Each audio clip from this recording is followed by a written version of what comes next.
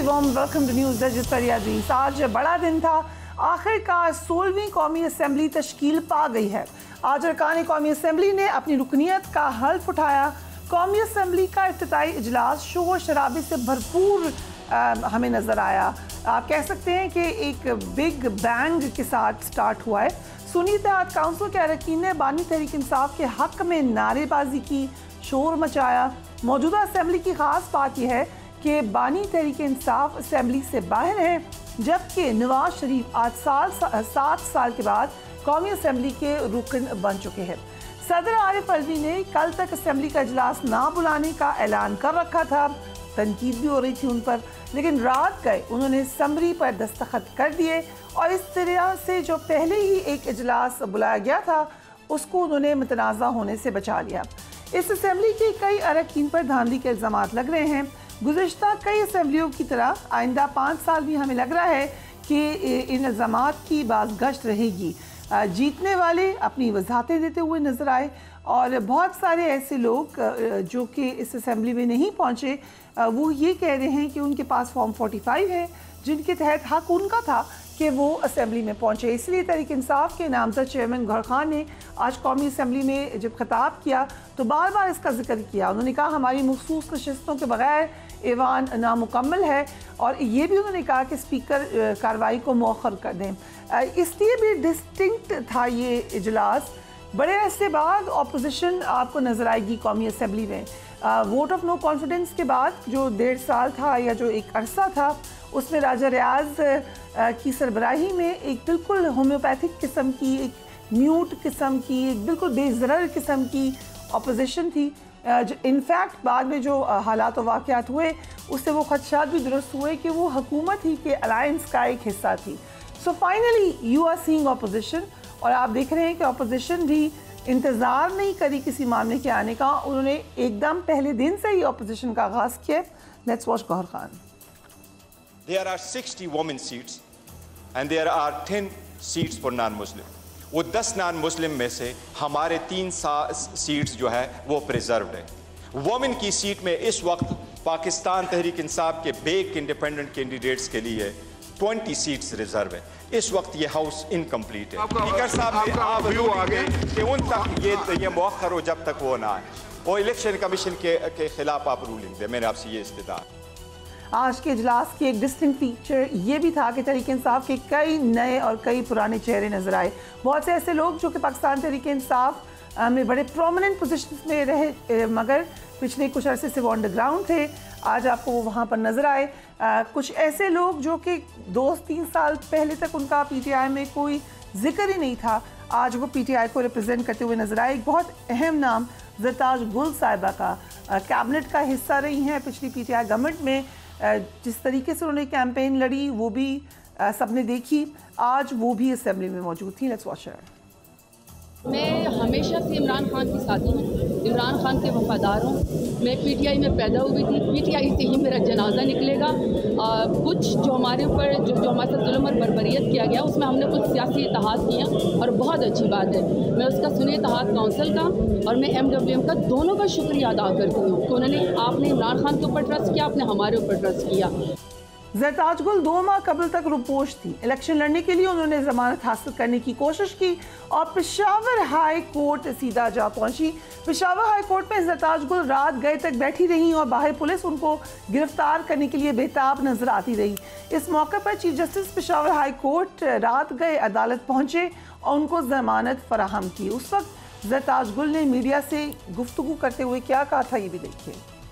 अगर आप 9 मई की मजम्मत कराना चाहते तो मैं आपसे माफी मांगती हूँ। 9 मई की मजम्मत, मेरा भाई जावेद आलम शहीद 9/11 के बाद वॉर और टेरर के अंदर शहीद हो चुका है। मैं शहीद की बहन हूँ, मैं शहीद की बहन हूँ। 5 फुट 10 इंच का था जावेद आलम वजीर शहीद का। जाओ जाके उसकी कब्र वजीरिस्तान में देखो, 6 फुट से ज्यादा की, क्योंकि उसके हाथ जब इस तरह स्टिफ हो गए थे तो वो नीचे वापस नहीं आते थे। हम शहीदों का जो है मैंने उठाई हुई अपने भाई की लाश, हम शहीदों की बेहुरमती कैसे कर सकते हैं। ज़रताज गुल हमारे साथ मौजूद हैं। Very warm welcome to you ज़रताज। बड़े अरसे बाद आपको हम अपने प्रोग्राम में देख रहे हैं, क्या गुजरी, कहाँ पर थी, और वो जो हाई कोर्ट की रात है उससे और आज तक क्या फ़र्क है? Thank you Fariya, thank you for inviting me. بڑا سخت مشکل وقت گزارا میں نے. ٹیررزم, توڑ پھوڑ, اینٹی اسٹیٹ اور غداری اور اس کے بعد گائے چوری تک کے پرچے میں مجھے 25 سے زیادہ FIR میں انوالو کیا گیا. اور بہت تکلیف اور آزمائش کا وقت تھا کیونکہ میں تو عمران خان کی ساتھی ہوں اور ساتھی رہوں گی. میں اغوا برائے بیان نہیں دینا چاہتی تھی. میں ایک ایسے علاقے ڈیرہ غازی خان سے فیوڈلز کو ہرا کے دوسری دفعہ جیت کے آئی اور الحمدللہ میری 65,000 کی لیڈ ہے.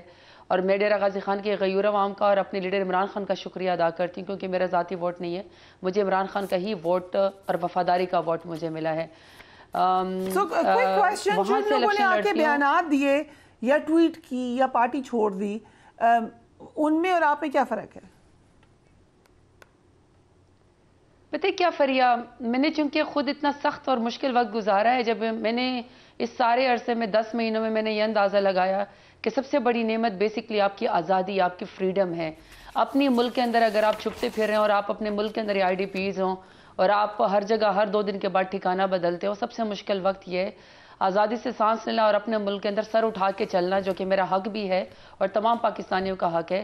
سبز لالی پرچم کی میں ماننے والی ہوں اور اس کی عزت کرنے والی ہوں, سبز پاسپورٹ کی. تو مجھے اپنی شخصی آزادی جب مجھے لگا کہ وہ میری ختم ہو چکی تھی تو مجھے بہت زیادہ دکھ اور تکلیف اور آزمائش میں سے گزرنا ہے. Case to case different study ہے, لیکن میں فریا چونکہ اتنے مشکل اور آزمائش میں سے گزری ہوں, مجھے تو اللہ تعالیٰ نے ثابت قدم رکھا. میں تو خان صاحب کی وفادار ہوں اور مجھے اس کا صلہ بھی ملا ہے کہ مجھے 1 لاکھ کے قریب ووٹ پڑا ہے. تو کوئی ایسا وقت آپ نے کہا کہ آپ کو چھپنا پڑا, ایک جگہ سے دوسری جگہ جاتی رہی, at some point did you think کہ چلو میں بھی ایک پریس کانفرنس کر لیتی ہوں, یا یہ اس قسم کی کوئی تھی فیسلٹی آپ کے پاس؟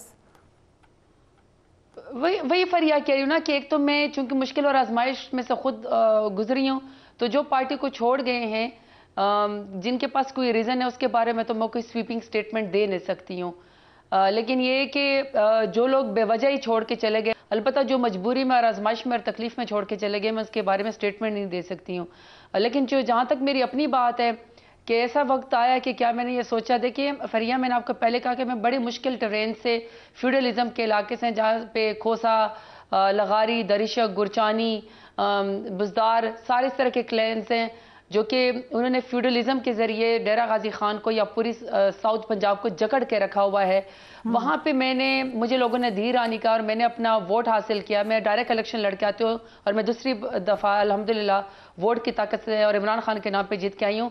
میں اپنے کردار میں, اپنے پولیٹیکل اس میں جو میری ایک پولیٹیکل جتنی بھی میری ایک کوشش ہے یا میری جتنی کوئی لیڈرشپ ہے, میں اس میں اور اپنے وزیر قبیلے میں اور ڈیرہ غازی خان کے جو لوگوں کا مجھے ووٹ تھا, میں اس میں کوئی قدغن یا کوئی غداری کا بوجھ میں نہ اٹھا سکتی تھی. میں سیٹ تو بہت چھوٹی چیز ہے, منیشی بھی بہت چھوٹی چیز ہے, سیاست بھی بہت چھوٹی چیز ہے. سب سے بڑی بات یہ فریا سیلف رسپیکٹ کی. میں خان کے ساتھ غداری نہیں کر سکتی تھی, مر سکتی تھی, کٹ سکتی تھی, مگر میں عمران خان کا ساتھ نہیں چھوڑ سکتی تھی. اسی لیے میں نے کوشش بھی کی کہ کسی طریقے سے میں سرنڈر کر کے کورٹ میں آؤں, کیونکہ میں نے جرم کیا ہی نہیں ہے. جب میں نے جرم کیا ہی نہیں ہے تو پھر میں کورٹ سے کیوں ڈرتی؟ مجھے کورٹ تک آنے نہیں دیا جا رہا تھا. میں اس لیے, اور جو آپ نے میری ویڈیو بھی دکھائی ہے, 2 ہی میرے ویک پوائنٹ ہے. ویسے میں بہت مضبوط ہوں, مضبوط ارادوں کی مالک ہوں. 2 ہی میرے ویک پوائنٹ ہے کہ جب میں خانہ کعبہ کا اور حضرت محمد صلی اللہ علیہ وسلم خاتم النبیین کا ذکر کرتی ہوں تو میری آواز شیور کرتی ہے, مجھے رونا آتا ہے. دوسرا, جب میں اپنے شہید بھائی کا ذکر کرتی ہوں, میں شہیدوں کی بہن ہوں, جاوید عالم وزیر شہید کی, تو مجھے اس کے جب میں ذکر کرتی ہوں تو پھر میرے آنسو نہیں رکتے ہیں. تو میں نہیں چاہتی تھی کہ میری سیاست کے اندر ایک غداری کا داغ اور میرے وزیر قبیلے کے لیے ایک داغ لگ جائے, تو پھر میرے بھائی کی شہادت کو بھی تکلیف ہوگی, میرے خاندان کو بھی تکلیف ہوگی, خواتین کو جو ٹائگریسز یا ینگسٹر جو مجھ سے متاثر ہیں ان کو بھی تکلیف ہوگی کہ تانا پڑے گا کہ زرتاج گل نے غداری کی. وہ غداری کا دھبا میں اپنے وزیر قبیلے پر اور میں ڈیرہ غازی خان کے غیورہ وہاں پہ نہیں لگوانا چاہتی تھی. اس سے میں نے ہر آزمائش برداشت کی, مگر میں نے عمران خان کا ساتھ نہیں چھوڑا. لیکن فریا مجھے اس کا اللہ تعالیٰ نے صلہ دیا کہ میں دوبارہ جیت کے آپ کے پروگرام میں بیٹھی ہوئی ہوں. یہ ضرور بتائیے گا کہ جس رات کا آپ نے ذکر کیا پشاور ہائی کورٹ پہنچی, یہ تو آپ کو ظاہر ہے آبویسلی پتہ نہیں ہوگا کہ چیف جسٹس ہی آ جائیں گے, یہ تو بالکل ایک غیر معمولی واقعہ ہوا. آپ کا پلان کیا تھا؟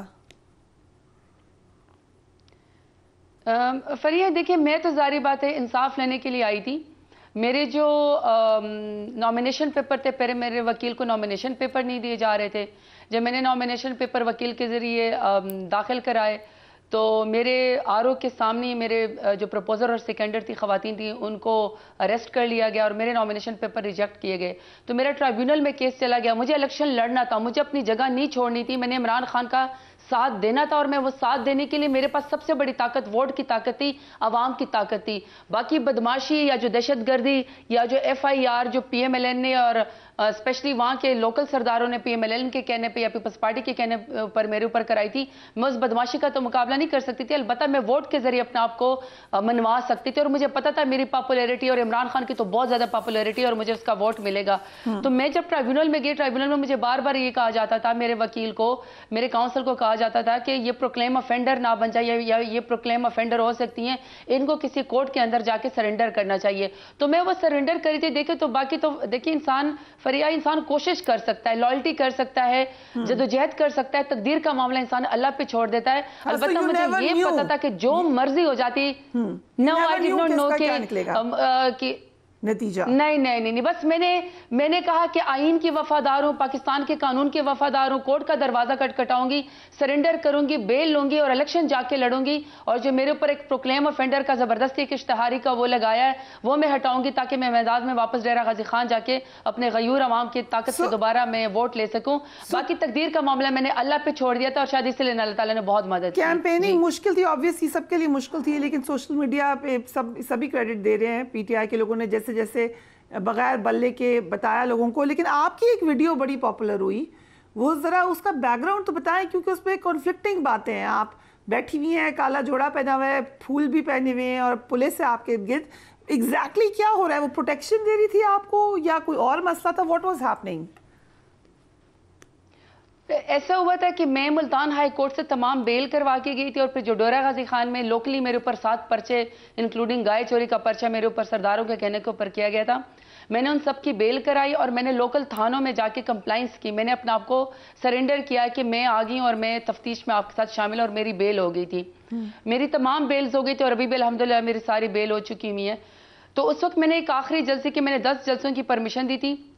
نہ مجھے کارنر میٹنگ کی اجازت تھی, نہ مجھے گھر سے جانے کی اجازت تھی, اور اگر میں باہر نکلتی تھی تو لوگوں کے اوپر جو مجھ سے ملنے آتے تھے ان کے اوپر ان کی پکڑ دکڑ شروع ہو جاتی تھی اور لاٹھی چارج ان کے اوپر شروع ہو جاتا تھا.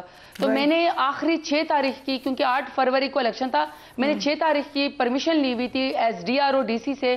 وہ 10 بجے آخری جلسہ تھا, 12 بجے کیمپین ختم ہونی تھی. 2 بجے ہی آ کے پولیس نے آ کے پورا میری جلسہ گاہ کی جگہ کو کارڈن آف کر دیا.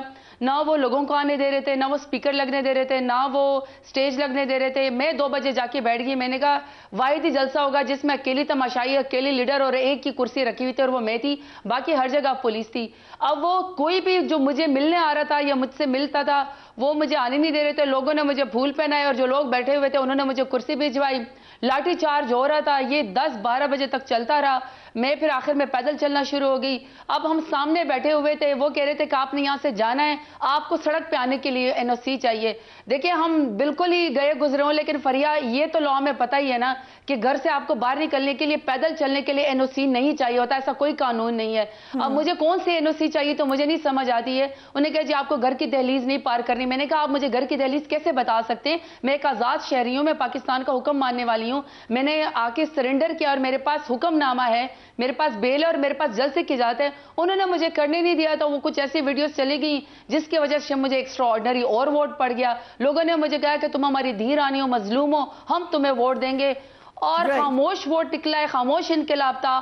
اتنا میرے لیے خواتین نکلی, اتنے میرے بزرگ نکلے, اور جو اوورسیز پاکستانی ڈیرہ غازی خان سے باہر رہتے تھے وہ سارے ٹکٹ کٹا کے واپس آئے اور انہوں نے مجھے ووٹ دیا. یہ بتائیے گا آپ نے ابھی سنی اتحاد کاؤنسل جوائن نہیں کی؟ کی ہے آپ نے کر لی ہے join. So you now representing Sunni Ittehad council. جو آج کا ماحول تھا اپوزیشن کا, آپ لوگوں نے ایسی اپوزیشن کرنی آ گئے؟ دیکھیں فریہ, ظاہری بات ہے جو عوام کے نمائندے ہوتے ہیں جو الیکشن لڑ کے آتے ہیں, 80-80 ہزار لاکھ ووٹ ہم لوگ لے کر آئے ہوئے ہیں. اتنے سخت حالات کے باوجود جو میں نے آپ کو بتایا کہ نامینیشن پیپر کی اجازت نہیں, جلسے کی اجازت نہیں, مطلب ڈیرہ غازی خان میں تو ایفیڈیوٹ لے لیے گئے تھے پرنٹنگ پریس والوں سے کہ زرتاج گل کا آپ نے پمفلٹ تک بھی نہیں چھاپنا. ڈیرہ غازی خان بھی آنے کی پرمیشن نہیں تھی. خان صاحب کو 31 سال کی 2 دن کے اندر سزا دی گئی تاکہ ووٹر جو ہے وہ مایوس ہو جائے, لیکن اس کے بعد 200 سے زیادہ وہ تھے, نشان تھے, میرا بینچ کا نشان تھا, اور تمام لوگ الحمدللہ جیتے. وہاں جب ہم ایوان کے اندر پہنچے ہیں, ہم تو اپنا حلف لے رہے ہیں, لیکن حیرت کی بات یہ کہ وہ بھی آ کے حلف لے رہے ہیں جس کے ان کے اپنے لیڈران شاید خاقان عباسی کہتے ہیں کہ مینڈیٹ کوئی نہیں اور زبردستی کی وزیر اعظم اور حکومت بن رہی ہے. کامران ٹسوری کی اگر آپ ویڈیو دیکھ لیں, اور اسی طریقے سے اگر آپ مصطفیٰ کمال آئی تھنک اگر میں صحیح نام دے رہی ہوں, جی مصطفیٰ کمال صاحب کے اگر وہ جی اگر آپ ان کی آڈیو دیکھ لیں تو وہ کہتے ہیں کہ مینڈیٹ تو ہمارا 100% جو ہے وہ چوری کا ہے, ہماری ایک بھی سیٹ نہیں ہے, اور پیپلز پارٹی اور پی ایم ایل این کا بھی 60% تک جو ہے وہ مینڈیٹ جعلی ہے. اب آپ خود اندازہ لگائیں کہ وہ خود مان رہے ہیں, جو ہارنے والے وہ خود مان رہے ہیں کہ زبردستی ان کے پاس ان کو حکومت دی جا رہی ہے, اور جو ہم جیتے ہوئے ہیں ہم سے حکومت چھینی جا رہی ہے, اور ہمیں جو آپ نے ذکر کیا انٹرو میں کہ خواتین کے اور مائنورٹیز کے ہمیں سیٹ بھی نہیں دی جا رہی ہے, تو وہاں پہ ظاہری بات ہے ہم نے اپوزیشن کے ذریعے ان کو ایوان میں بتانا ہے. اور پھر یہ ہم نے یہ اپنے پارلیمانی کمیٹی میں یہ ہم نے فیصلہ کیا اپنی میٹنگ میں کہ ہم پارلیمان میں اپنی آواز اٹھائیں گے, کیونکہ پارلیمان جو ہے اس کی ایک چیز ریکارڈڈ ہے, آڈیو ہے, اس کی ویڈیو ہے, وہ ریکارڈنگ پہ آن پیپر ہے, وہ ایک تاریخ کا حصہ بنے گی کہ کس طرح فارم 45 والے جو اوریجنل ہم ہیں تاج گل صاحبہ کہ آپ لوگوں نے لاسٹ ٹائم ریزگنیشنز دے کے غلطی کی تھی, اس وقت آپ نے اوپن فلور چھوڑ دیا تھا. دیکھیے فریہ, اس کے پیچھے بہت سارے ریزنز تھی. ہم اگر ابھی اپوزیشن کے اندر آ رہے ہیں تو ہم تو ڈائریکٹ الیکشن لڑ کے آ رہے ہیں, جو ہمارا مینڈیٹ ہم سے چوری ہوا ہے. اس وقت تو ہم باقاعدہ حکومت میں تھے, ہم وزیر اعظم تھے عمران خان, اور ہم اس کے کابینہ کا حصہ تھے, اور رجیم چینج کے ذریعے انہی لوکل مہروں نے اچانک سے اکٹھے مل کے انہوں نے ہماری کرسی کھینچی اور رجیم چینج ہو گیا.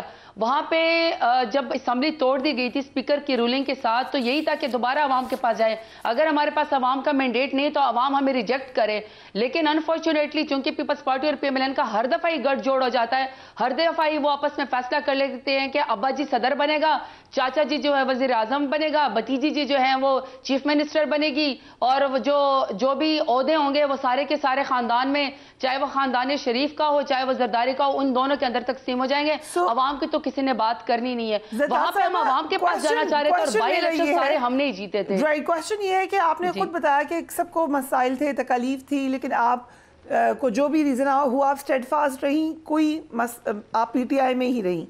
اسی طریقے سے فارم 45-47 کا شدید مسائل دوسروں نے کہہ رہے ہیں فیس کیے, مگر آپ جیتی ہیں اپنا الیکشن اور بھاری تعداد سے جیتی ہیں. سو آپ کیا سمجھتی ہیں, فارم 45-47 کی بات ٹھیک ہے یا ایکچولی کہیں پہ کوئی جیتا ہے اور کہیں پر کوئی ہارا ہے؟ نہیں فریہ, دیکھیے میرا تو اتنا بھاری مینڈیٹ ہے. اگر آپ میرے فارم 45 دیکھیں تو میں ایک صرف اگزامپل دیتی ہوں کہ میں ایک پولنگ اسٹیشن کے اوپر 700 ووٹ کے اوپر ہوں. جو میرا مخالف پی ایم ایل این کا ہے وہ 4 ووٹ لے رہا ہے, اور جو پیپلز پارٹی کا ہے وہ 2 یا 3 ووٹ لے رہا ہے. تو میرے تو اتنا ہیوج ڈفرینس تھا کہ میرے 6 پولنگ اسٹیشنز کے ڈبے بھی غائب کر دیے گئے.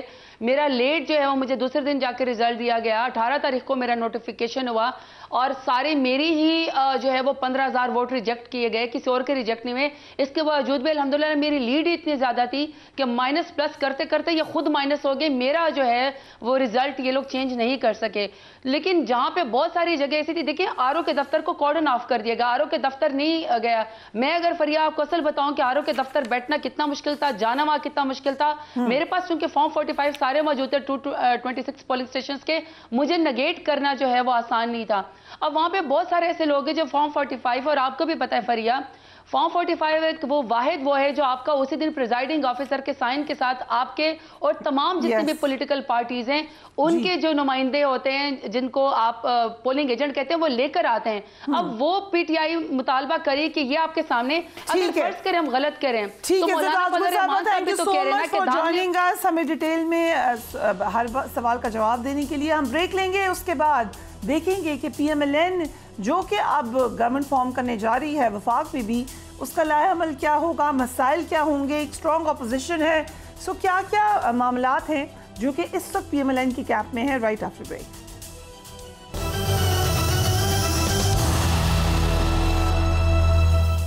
And welcome back. Tehreek Insaf نے دھاندلی کے معاملے پر آئی ایم ایف کو خط لکھ ہی دیا. اس خط میں کہا گیا ہے کہ تحریک انصاف IMF کی جانب سے پاکستان کی معاونت میں کسی قسم کی رکاوٹ پیدا نہیں کرنا چاہتی. 2023 میں بانی تحریک انصاف اور IMF وفد کی ملاقات میں ہماری جماعت نے صاف اور شفاف انتخابات کے انعقاد کی شرط پر IMF پروگرام کی حمایت کی تھی. مزید ڈیٹیلز آپ دیکھ سکتے ہیں. آج نواز شریف صاحب نے اس پر کامنٹ کیا ہے. لیٹس واچ ہم. IMF کو خط کے بارے میں کیا کہیں گے؟ یہ ان کا وسیلہ ہے اور کوئی پارٹی، کوئی شخص، کوئی فرد ایسا خط بھی نہیں. نگران وزیر اعظم بھی کافی ناراض نظر آئے ہیں اس حوالے سے. انہیں بھی دیکھیے. PMLN کے لیڈر خرم دستگیر خان صاحب ہمیں جوائن کریں. Thank you so much Khurram صاحب for being on the programme. آج آپ نہیں تھے اسمبلی میں، بغیر نو منتخب اراکین نے حلف اٹھایا، شور شرابہ ہوا، نعرے بازی ہوئی. لگ رہا ہے کہ ایک راکی سٹارٹ ہے اور شاید اسی قسم کی اپوزیشن آگے نظر آئے گی. ایوان ایسے ہی چلائیں گے یا کوئی طریقہ نکالیں گے اپوزیشن کے ساتھ مل بیٹھ کر؟ جی، مسلم لیگ نون کے حوالے سے تو ہم یہ آزما چکے ہیں بازو اس اپوزیشن کے 2013 سے 18 تک بھی. تو یہ شور چلتا رہے گا. آپ کو معلوم ہے ان لوگوں نے تو دھرنا بھی کیا تھا اور اس کے بعد سپریم کورٹ میں 2013 کے انتخابات کی پوری تفتیش ہوئی اور کورٹ نے کہا کہ ان کے تمام الزامات جھوٹے تھے اور 2013 کا انتخاب جو ہے وہ فری اینڈ فیئر تھا.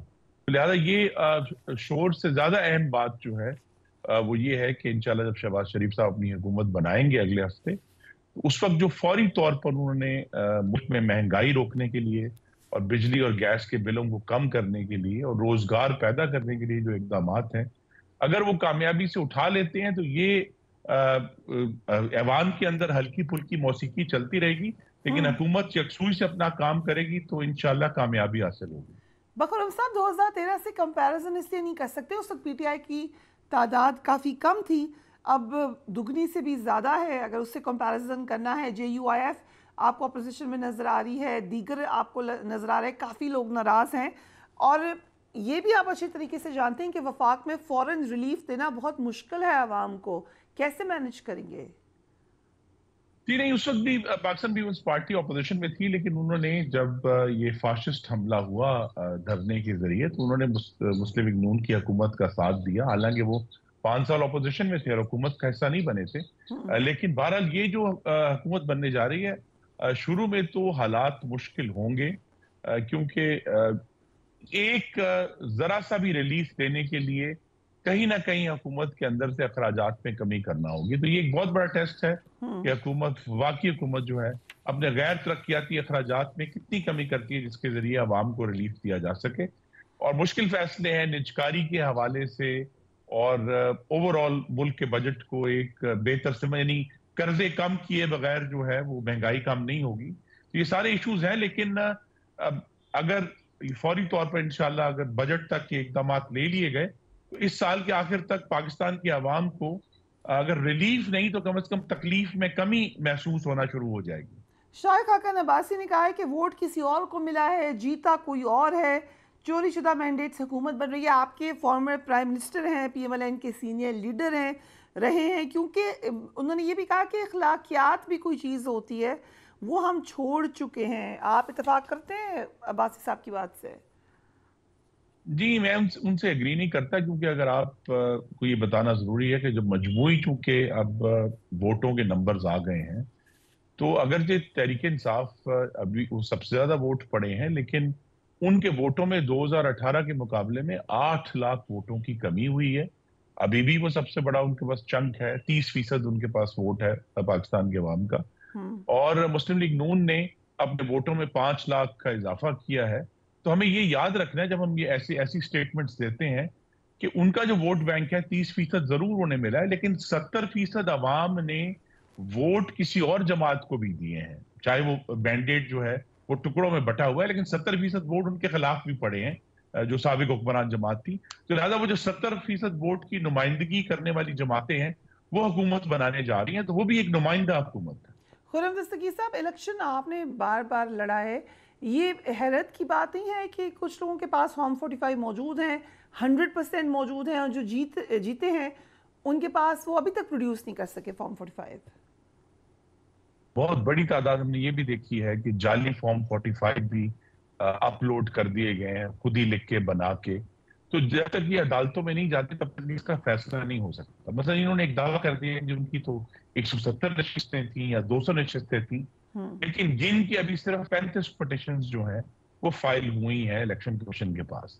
लिहाजा ये जो सारे दावे हैं और जो लोग भी कर रहे हैं किसी भी जमात के हों, उसका असल टेस्ट तो अदालत में ही होगा। और मैं फिर दोहरा दूं कि 2015 के आगाज में अदालत में इसी तरह उस वक्त के जो शवाहिद थे कि हमारे पास तो बैगड़े भर भर के सबूत हैं, और सुप्रीम कोर्ट में जब वो सबूत गए सुप्रीम कोर्ट ने वो सारे कागज रद्दी कर दिए।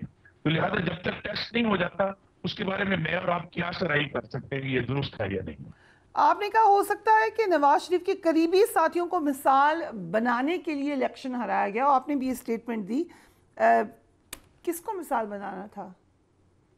जी नहीं, मैं तो एलेज नहीं करूंगा, मैं तो अपने शवाहिद इकट्ठे कर रहा हूँ, और जब एक शवाहिद माकूल इकट्ठे हो जाएंगे तो मैं, जिस तरह मैंने खुद कहा है, अदालत के पास जाऊंगा और अदालत से इस्तदा करूंगा। और हम सबको यही करना चाहिए, बजाय ये कि हम मुस्तकिल पर इल्जाम ही दे रहे हैं और खुद उस पर बात ना करें। देखिए, ये भी एक बड़ी दिलचस्प बात है कि चारों सूबों में मुस्तहकम हुकूमतें बनने जा रही हैं और वहाँ एक मैंडेट मौजूद है। तो लिहाजा हर जो कहती है कि जिस सूबे में हम जीते हैं वहाँ इलेक्शन ठीक हुआ है, और जहाँ हम नहीं जीते वहाँ इलेक्शन ठीक नहीं हुआ। पीपल्स पार्टी कहती है कि सिंध में ठीक हुआ है, मुस्लिम लीग नून की पंजाब में कहते हैं पंजाब में ठीक हुआ है, केपी में जिनकी हुकूमत बनी वो कहते हैं केपी में ठीक हुआ है। तो इलेक्शन या तो पूरा ठीक हुआ या पूरा गलत हुआ, उसके अंदर बेज़ाब्तियां मुकामी तौर पर हो सकती हैं, लेकिन ये नहीं हो सकता कि जी सूबाई असम्बली के जो इलेक्शन थे वो तो ठीक थे लेकिन कौमी असम्बली का इलेक्शन ठीक नहीं हुआ। लिहाजा इसका बेहतरीन तरीका यही है कि अदालत पर इंसार किया जाए, और शहबाज शरीफ साहब के सामने एक ऑप्शन जरूर है। अगर एक उन्होंने भी चेक करना है कि क्या इतनी शिकायत में वजन है कि अगर 2015 की तरह एक कमीशन बना दिया जाए और वो इसकी पूरी तहकीकात कर दे। लेकिन ये माजी है ना, सबक सीख कर ही आगे बढ़ना है, और बेहतर यही है कि हम सब इस पर ख्यास सराहियों की बजाय, इसलिए मैंने उसके बाद दोबारा बात नहीं की, क्योंकि हम चाहते हैं कि अदालत इस पे आपने दोबारा बात नहीं की। इत्तलात ये भी आई कि पार्टी क़यादत आपसे और मियां जावेद लतीफ़ से नाराज है आपकी हालिया स्टेटमेंट की वजह से। नहीं, मुझे तो ऐसी कोई इंडिकेशन नहीं दी गई, और पार्टी के साथ हम मुकम्मल तौर पर खड़े हैं। मोहम्मद नवाज शरीफ हमारे लीडर हैं, और असेंबली में होना या ना होना इतना अहम नहीं है जितना अहम यह है कि अब शहबाज शरीफ साहब की वफाक में और मरीम नवाज साहिबा की पंजाब में हुकूमत कामयाब हो, और उसको कामयाब करने के लिए हम जिस भी पोजीशन में हैं इंशाल्लाह उनको सपोर्ट करेंगे। ओके, आपने खुद ही मेंशन कर दिया है, क्या वजह है कि वज़ीर आज़म की कुर्सी पर शहबाज शरीफ हैं, वज़ीर आला पंजाब मरीम नवाज हैं, वो ना होते तो नवाज शरीफ होते, आप क्यों ना होते, कोई और क्यों ना होता? Why does it have to be Sharif family? देखिए, अभी आपने जिक्र किया, जब मौका आया तो फिर शाहिद खान अब्बासी साहब, जिनका शरीफ खानदान से कोई रिश्तेदारी नहीं है, उनको भी वज़ीर आज़म बनाया गया था। तो लिहाजा जहां जहां जरूरत होती है, और हम ये देखते हैं कि जो लीडरशिप के मामले में जो पार्टी के जो बानी हैं, जो बनाने वाले हैं, उनको इसलिए भी नॉमिनेट किया जाता है पार्टी की तरफ से कि उससे पार्टी में इत्तेहाद बाकी रहता है और उन पे सब लोग एग्री करते हैं, तो पार्टी यूनाइट होकर आगे चलती है। लेकिन जिस तरह मैंने कहा, जब मौका आया तो शाहिद खान अब्बासी जैसे लोग भी वज़ीर आज़म बने हैं पाकिस्तान के। सो वज़ीर ख़ज़ाना इसहाक़ डार साहब होंगे, इरफान सिद्दीकी साहब ने फरमाया। उन्होंने कह दिया है, मुझे चूंकि अब डे टू डे मामलात के बारे में उस तरह लेटेस्ट इंफॉर्मेशन नहीं है, लेकिन बहरहाल डार साहब का बहुत तजुर्बा है और वो बड़े अहल और मेहनती शख्स हैं, लेकिन पार्टी ज़ाहिर है इस पर सोच विचार के बाद ही अपना ऐलान करेगी। राइट, इलेक्शन कमीशन ने सुन्नी इत्तेहाद काउंसिल की मखसूस नशिस्तों पर फैसला महफूज कर लिया है। वो तो फैसला जो भी है अनाउंस हो जाएगा, but considering PMLN peoples party कह रही है ये सीटें हमें दे दो, ये डेमोक्रेटिक है? Is this even in good taste? What do you think? जी देखिए, ये यहाँ भी आपके नाजरीन को अगर एक सेकंड में लूँ और ये बता सकूँ कि मखसूस नशिस्तें जो हैं वो सिर्फ एक लिस्ट पर नहीं इशू होती, वो इलेक्शन से कबल पार्टी इशू करती हैं, और फिर उसके मुताबिक जो मखसूस नशिस्तों के उम्मीदवार हैं वो इलेक्शन लड़ने वालों की तरह ही पूरा प्रोसेस होता है उनका। उन्होंने कागजात नामजदगी दाखिल करने हैं, उनकी भी जो है वो स्क्रूटनी होती है, उस पर एतराज़ात होते हैं, उनके कागजात को देखा जाता है और उसके बाद वो एक्सेप्ट किए जाते हैं। यहाँ एक ऐसी सिचुएशन है जहां सुन्नी इत्तेहाद काउंसिल का ना ही कोई लिस्ट है, और जो सबसे अहम इस वक्त मामला अटका हुआ है जहां आके, कि उनकी तरफ से किसी भी खातून या मर्द उम्मीदवार जो अकलियतों के हैं, किसी एक शहरी का भी नॉमिनेशन फॉर्म इलेक्शन कमीशन में दाखिल नहीं किया गया। तो ये एक नई सूरत हाल है कानून के बारे में, जिसमें इलेक्शन कमीशन को उस कानूनी जो खला है या वैक्यूम है उसके अंदर एक फैसला करना पड़ेगा। और मुझे ये यकीन है कि इलेक्शन कमीशन जो है वो जमहूरी फैसले करेगा, जिसका जो मैंडेट है उसके मुताबिक उसको मिलना चाहिए। राइट, जिसका जो मैंडेट है वो मिलना चाहिए। कल मियां नवाज शरीफ ने तकरीर की, काफ़ी लंबी तकरीर थी, काफ़ी डिटेल तकरीर थी, मगर वो तकलीफ और तकलीफ पर ही मबनी थी। यकीनन तकलीफ आई, लेकिन अभी तो रिसेंटली मुसलसल एक रिलीफ मिला है PMLN को। तमाम हवाएं फेवर कर रही थी, फुल कैंपेन की उनको अपॉर्चुनिटी मिली। 3 दफ़ा वो प्राइम मिनिस्टर बन चुके हैं, 4थी दफ़ा भी बन जाते अगर मैंडेट उनको मिल जाता। वो मिला नहीं, हर तरीके से उनकी सपोर्ट हुई।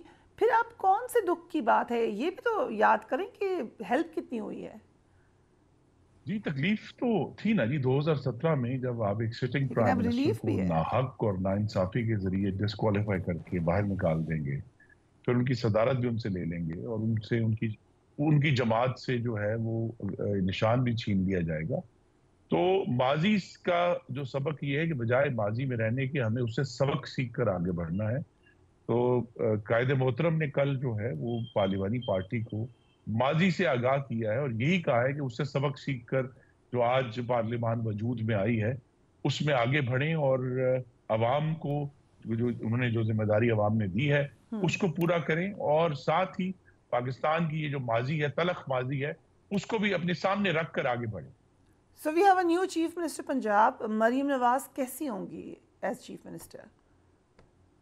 जी, उनका टेन्योर इंशाल्लाह कामयाब होगा। जैसा मैंने कहा, हम सब लोग चाहे पार्लियामेंट में है या नहीं है उनके साथ खड़े हैं, उनको कामयाब करने की पूरी कोशिश करेंगे।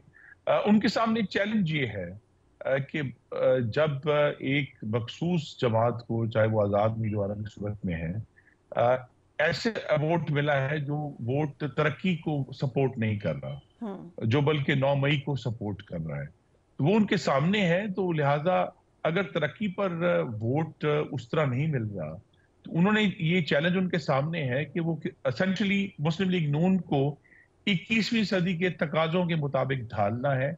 और मरियम बीबी ने, जहां मुझे यकीन है उनका एक उनके सामने, क्योंकि पार्टी में बहुत एक रिकॉर्ड पुराना मौजूद है तरक्की का, स्कूल बनाने का, अस्पताल बनाने का, मेडिकल कॉलेजेस बनाने का, लेकिन अगर इजाजत है गुलाम साहब माज़रत के साथ, ये रिकॉर्ड PMLN का है, शहबाज शरीफ साहब का है। मरियम नवाज ने तो इससे पहले कोई ऐसी पोजीशन पे काम नहीं किया। उनका रिकॉर्ड तो एक एग्रेसिव लीडर का है, क्या बैटल फील्ड में लड़ने का है, मुखालफीन को लताड़ने का है, उनको डराने धमकाने का है। She is done aggressive politics. वो कैसे तब्दीली आएगी, क्योंकि अब जिस पोजीशन पर वो हैं उसमें एक बिल्कुल डिफरेंट किस्म का एटीट्यूड चाहिए। उन्होंने ऑलरेडी कल के इजलास में वो खुद चल कर गई, बल्कि एक रवायत थी शहीद बेनज़ीर भुट्टो साहबा की, जो मियां Nawaz Sharif leader of the opposition थे, वो बतौर वज़ीर आज़म चलकर उनके पास गई थी। तो इसी तरह वो रवायत जो है उन्होंने कायम रखी और वो कल मरियम नवाज साहबा खुद चलकर लीडर ऑफ द अपोजिशन के पास गई और उनके साथ एक कोशिश की है कि पंजाब असेंबली में एहतजाज जितना मर्जी वो करें, वो उन्होंने अपने अमल से वो जाहिर कर रही हैं कि वो चाहती हैं कि वो अपोजिशन को साथ लेकर चलें। एहतजाज और तनकीद होगी, लेकिन अगर उसमें तशद्दुद का अंसर ना हो और किताबें फेंकने का अंसर ना हो, जिस तरह हम सह चुके हैं 2021 में, हमने तो तहरीक इंसाफ के लोगों की, बल्कि वफाकी वज़रा की फेंकी हुई किताबें जो हैं वो हमें आकर लग चुकी हैं। तो लिहाजा उससे अगर वो परहेज करेंगे तो पंजाब असेंबली में मामलात जो हैं वो चाहे जितने मर्जी शोर में हो। Thank you so much for joining us. Interesting development हम देख रहे हैं कि मामलात जो हैं वो स्ट्रीमलाइन होते जा रहे हैं। नई असेंबलीज आपको अब बनती हुई नजर आ रही हैं, उनकी कारकर्दगी पर हम नजर रखेंगे। मरियम नवाज के हवाले से यकीनन all eyes will be on her, क्योंकि ना सिर्फ वो एज वुमन चीफ मिनिस्टर पहली दफ़ा मुंतखब होकर आई हैं पंजाब के लिए, लेकिन उनके अपने लिए भी ये बहुत चैलेंजिंग होगा, क्योंकि बहुत सारे काम हैं जो इस वक्त उनको करने होंगे। Do take care of yourself. अल्लाह हाफ़िज़।